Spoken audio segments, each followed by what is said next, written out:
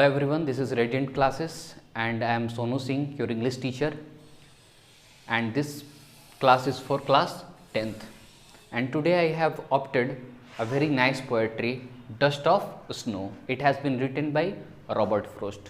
Today, first upon, we would like to know what is poem. It has been written on the board, a piece of writing arranged in short lines. लेखन का वो टुकड़ा जिसको सजाया गया है जो है छोटे लाइंस में जो है एक राइटिंग का वो टुकड़ा जिसको सजाया जाता है उसे हम लोग पोएम कहते हैं। ऐसे पोएम जो है वो व्यक्त करता है किसी सोच को, किसी भावना को। पोएम जो है वो किसी सोच और भावना को व्यक्त करता है साउंड और रिदम की मदद से। रिदम का मतलब ताल होता है, सामंजस्य। जब तक ताल और सामंजस्य नहीं होगा तब तक आप जो है कोई भी पोएट्री क्रिएट नहीं कर सकते हैं। You can not create any kind of poetry without the help of rhythm. अब हम लोग चलते हैं लाइन बाय लाइन। अब हम जानने का प्रयास करेंगे कि रॉबर्ट फ्रोस्ट ने किस चीज़ के बारे में ये जो है कविता को एक्सप्लेन किया है और बताने की कोशिश की है। तो सबसे पहले इस रॉबर्ट फ्रोस्ट ने एक ऐसे व्यक्ति को ऑप्ट किया है जो कि बहुत ही ज़्यादा अपने जीवन से उदास हो चुका है, निराश हो चुका है। उसके जीवन जो है वो पूरी तरीके से नकारात्मकता से वो भरी हुई है। और देखिए, ऐसा होता है हमारे जीवन में कि नकारात्मक चीज़ें कभी कभी जो है वो डिस्गाइज्ड रहती हैं और वो सौरों से हैप्पी की ओर ले जाती हैं।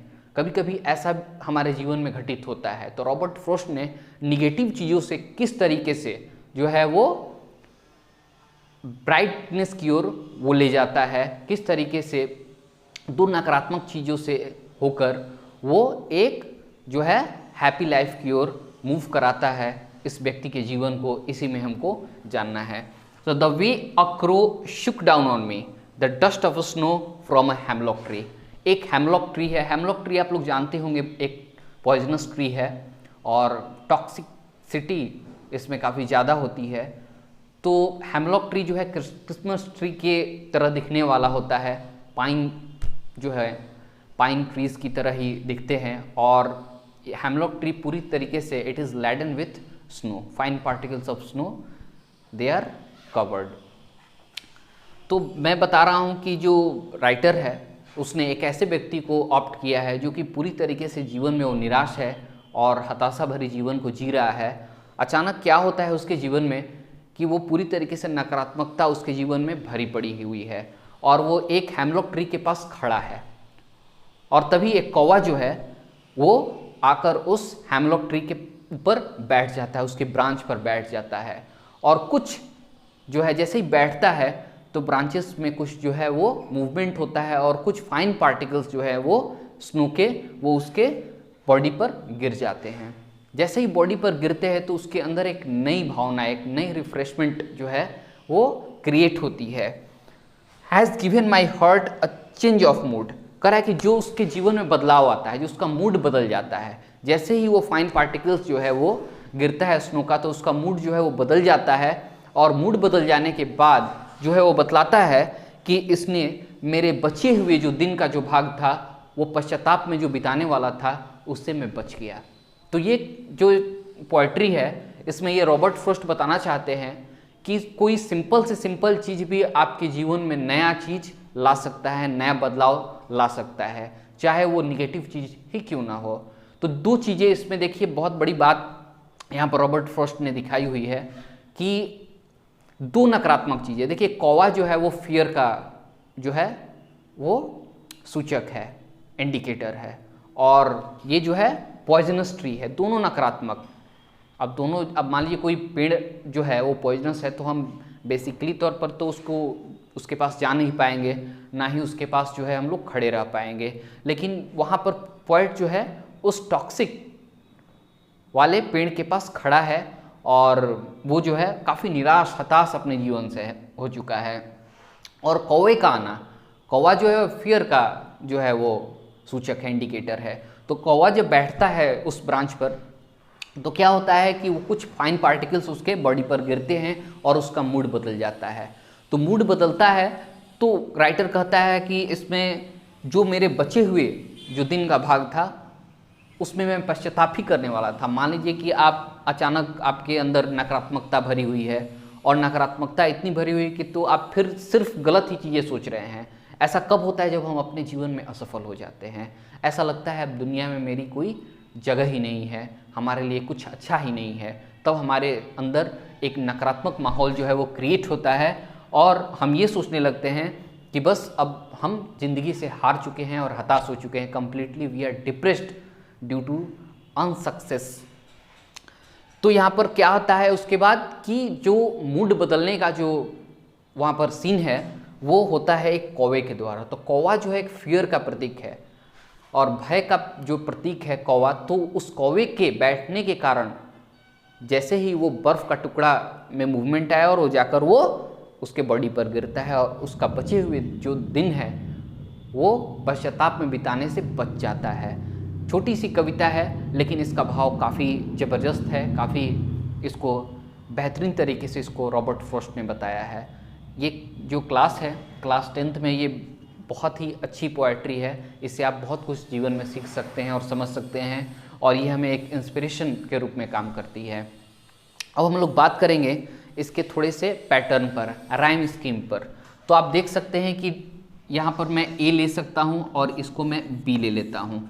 ये डब्लू जो है वो ए और ई जो है यहाँ पर बी मैंने ले लिया। अब फिर देखिए ये डब्लू जो है, आप राइम स्कीम अगर नहीं जानते होंगे तो मैं आपको इस क्लास में मैं बता रहा हूँ, ऐसे फिगर ऑफ स्पीच में आने वाले क्लास में और मैं इसके बारे में डिटेल बताऊँगा। तो डब्लू जो है मैंने ए लिया और ई जो है वो मैंने बी ले लिया। और फिर देखते हैं, आप देखिए फिर ये डब्लू आ गया तो ए हो गया और फिर ये यहाँ पर बी आ गया, यानी ए बी के ये राइम स्कीम पर ये चल रहा है। तो आपका राइम स्कीम क्या होगा? A B. आप देख सकते हैं, देखिए इंजैबमेंट क्या होता है कि सेम सेंटेंस कंटिन्यू, इसमें एक फिगर ऑफ स्पीच काम कर रहा है इंजैबमेंट। तो इंजैबमेंट में क्या होता है, सेम, यहाँ पर कोई भी एक्सक्लामेटरी जो है साइन नहीं दिया हुआ है, यानी कि सेंटेंस बार बार वही चल रहा है।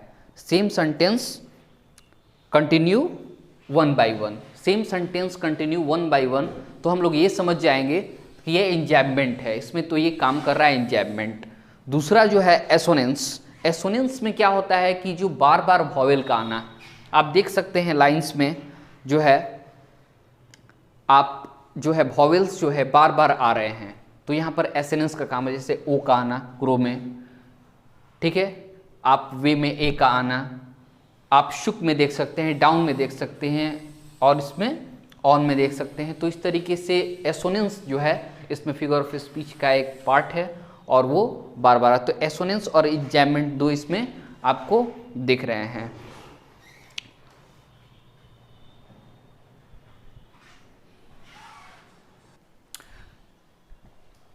Let us go through this question.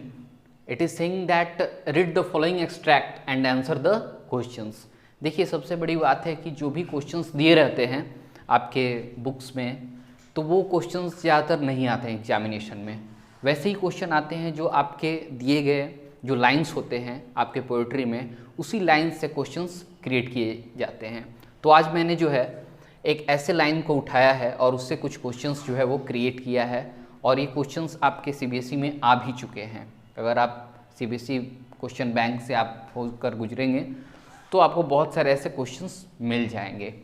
तो let us have a look on the questions. What does it say? What do you mean by the dust of snow? Dust of snow का मतलब से आप क्या समझते हैं? तो आप इसको कह सकते हैं it means the particle of snow. हम कह सकते हैं it means the particle of snow. Second question की ओर चलते हैं। Where was the crow sitting? Crow कहाँ बैठा हुआ था? तो the crow was sitting on the branch of the hemlock tree. कौवा जो है हेमलॉक ट्री के एक ब्रांच पर बैठा हुआ था। What does the hemlock tree signify? देखिए यहाँ पर बहुत अच्छा क्वेश्चन पूछा है कि जो हेमलॉक ट्री है वो किस चीज़ को सूचित करता है, किस चीज़ को सूचित करता है? तो हेमलॉक ट्री जो है, द हेमलॉक ट्री सिग्निफाइज, क्या लिखेंगे इसका answer? The hemlock tree signifies fear and death. It does not give positive sense.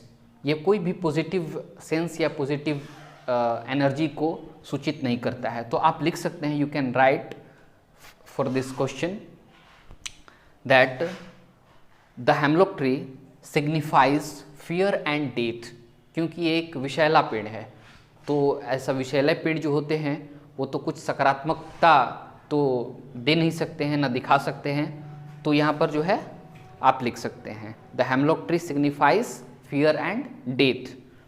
How has the dust of snow affected the poet, पूछ रहा है इसमें कि कैसे डस्ट ऑफ स्नो ने जो है पोएट को प्रभावित किया। तो इसको लिख सकते हैं the dust of snow change the mood of the poet and it gladdened his heart. Gladdened मैंने बोला है, GLADENED, ग्लैडेंड। तो अगले क्लास में हम लोग मिलते हैं, तब तक के लिए okay, have a nice day, thank you.